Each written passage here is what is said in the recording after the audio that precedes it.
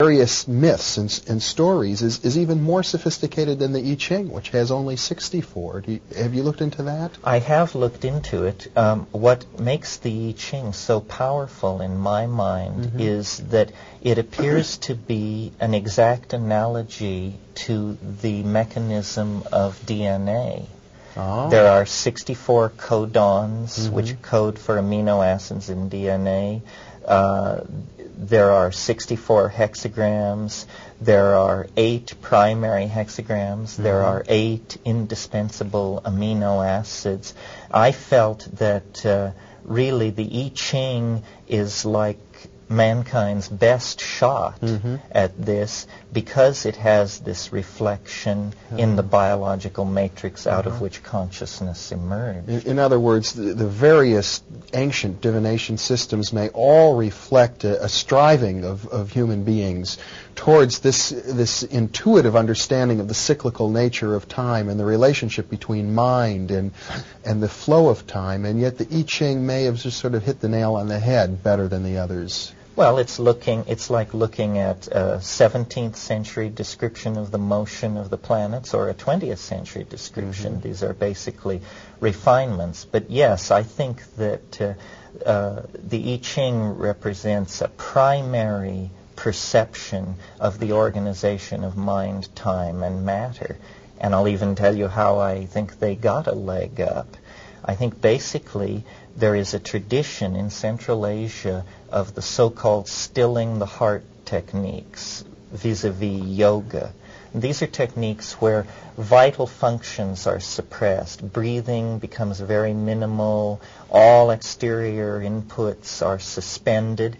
And eventually, I think the Chinese sages who practiced this form of meditation noticed a flux at the center of the stillness, which they called Tao, and which they set out to phenomenologically describe, not knowing whether it was physics, organism, or deity.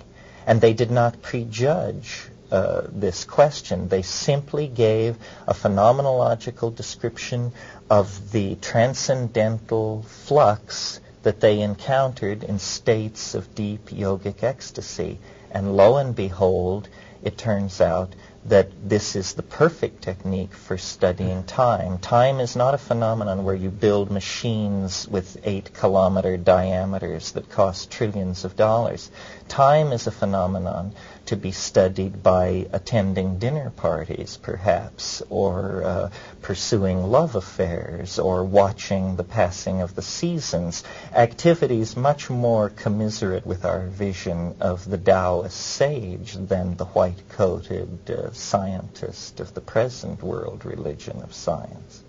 So, really, I think it was an involvement in organism and in the human experience. In other words, the laboratory for studying time would not so much be our observatories or our systems of quartz clocks, but rather looking inside of ourselves, observing our own organism. That's exactly precise, and the workings of our own psychology.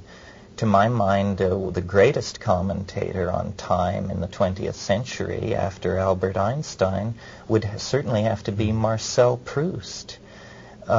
Proust understood more about the time we experience and was able to communicate it than any person who has ever lived.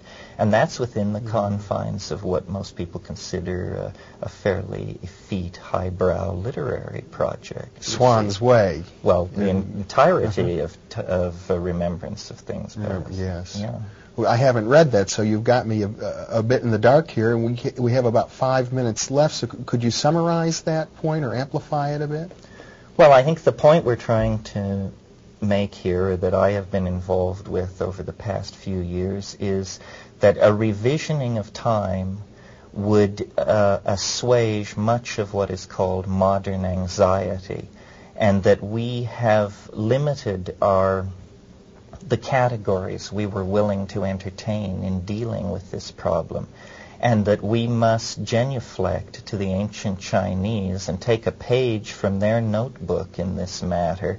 The I Ching as a divinatory system of great age, reflecting the dynamics of our own genetic material, and also, though I didn't mention this evening, it also has deep calendrical properties, can be used to keep track of time, lays a basis for an understanding of this curious phenomenon called synchronicity, the coincidental meshing of interior psychic events and exterior events in the real world.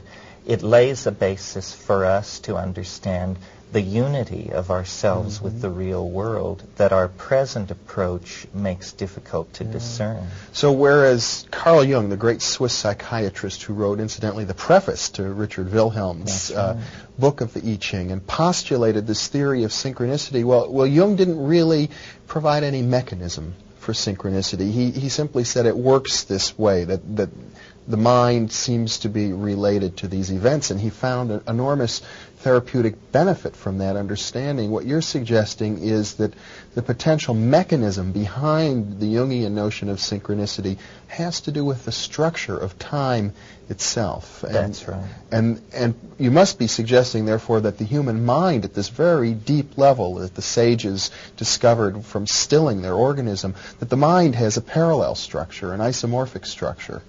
That's exactly the central point. The mind arises out of matter. This is why the I Ching works in both worlds. One is the reflection of the other. The key to healing the apparent dualism lies in studying the temporal mechanics indicated by the I Ching. And I believe we've done this formally, mathematically. Terrance Mckenna, you're taking the provocative position that the I Ching, which some people view as religion and other people dismiss as superstition, is actually a science. And I gather that your computer software package, Time Wave Zero, proposes to be the demonstration of that. We believe it does demonstrate it. Of course, ultimately, it will be up to our colleagues to judge the worth of our case. Terrance, it's been a pleasure. Thank you very much for being with me. Well, it's been a pleasure to be here, Jeffrey, and discuss this with you. It's not an easy subject, believe me. And thank you very much for being with us.